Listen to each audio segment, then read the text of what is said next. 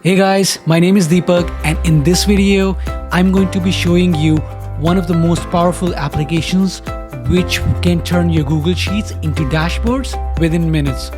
So if you're spending a lot of time, a lot of hours building your dashboard from your Google Sheets or any apps, just try this application out and you will, trust me, you will save a lot of time and hours and you will thank me later. Okay, so let's dive in. So I'm logged into the app right now.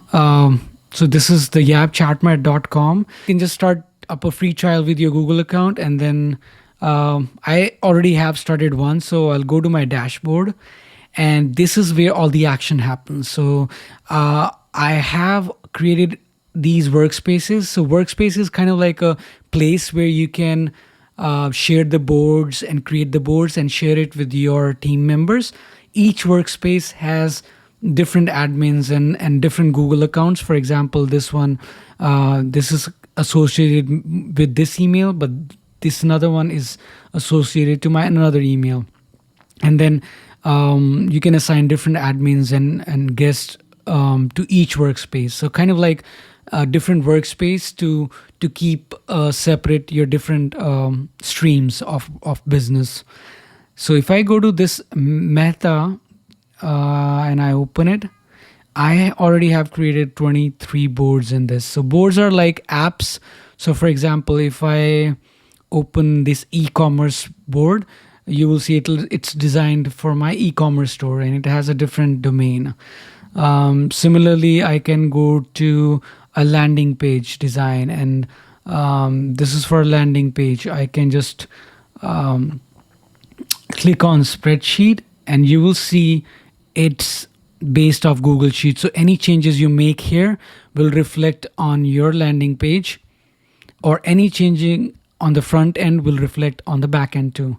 So such a cool feature. So today I'm going to show you how to create a new board. So if you go onto a new board here, and you can either select these pre-built templates, which I like, because it makes my work easier, but I'm just going to show you how to create using existing sheets. So I'll just select a spreadsheet. You will have to create or connect your account if you're doing it for first time, and then it'll ask you to select a domain. So I'll just select a domain. So this one is assigned by the app, but you can also host it on your custom domain. So if I create this, you will see it creates a new app for you, and there is this domain on the top. So now I can start building blocks, like adding new blocks. But before that, if I go to settings, I can give name, Chartmat expenses, and then in the hero section, I can choose the logo and give more description. For that, I have opened another template, so I'll copy from there. Becomes very easy, and then I'll say Chartmat.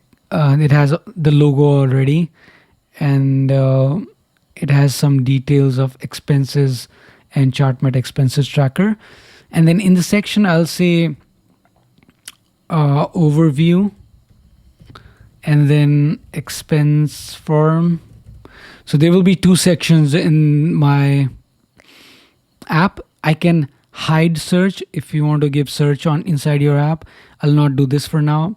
I can make this board public. Public meaning anyone, if you're sharing this URL, will be able to see the board. They'll not be able to update the board, but they will be able to see. And you can password protect the board, public board as well. So if you want to make sure your board is only accessible by few users, then you can make it password protected.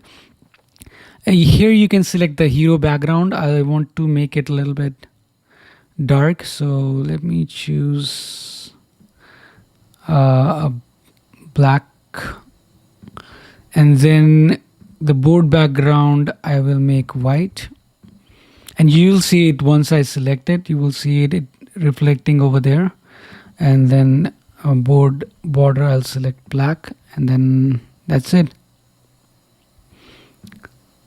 So here you can see my logo and my expenses tracker, and these are the two sections. So now I've got Chartmat expenses, the layout ready for my app, and it has my logo. It has the sections that I created, and then I just need to create a new block. So if I click on new block, it gives me an option of creating a chart, table, form, grid, markdown, and iframe. So there are a bunch of options. I'll just click on chart. That's what I'm trying to create. So in the chart, you will see it automatically pulls information from my Google Sheet. So if I go switch to my Google Sheet, you will see the budget tab is the first one, then total expenses, July, August, September, October, and then the form. So if I go back, you will see this is pulling my first tab. So if I select, let's say I want to show total expenses in the overview, so I have to select total expenses, and you will see it automatically pulls July, August, September, the month for that. So I'll just say monthly expenses, and then full width, meaning if you want to occupy the full width of the screen for this section, or you just want to occupy the half, and you can choose the background color. I'll just leave it as is, and then the important thing is the font color, which is black, which is fine. And then the x-axis is right now the month. I can choose the y-axis. So if I click on this plus sign, by default it'll pull the values for the y-axis, which is the expenses, and I can choose the type of the chart from this. Like I have option of radar, pie, polar, scatter, so I can choose a bunch of options, but I'll just keep it to pie chart for now. And then because I'm in expenses right now, and it also has like this color, I'll just make it black or a little purple, or a little gray. So it has now gray color. I want to make it a little darker. So let's see. Okay, yeah, this looks better. And then I can choose the border color. I'll just leave as is. And then I can choose to have values inside it. So you will see it's showing the black color value, but I'll just remove it for now. And then I can increase the border width. You will not see it because it's the same color. Yeah, that's about it. I think it's ready. I'll just click on save. And here you are. Because I selected half width, I didn't select it full width. That's why it's occupying only the half width.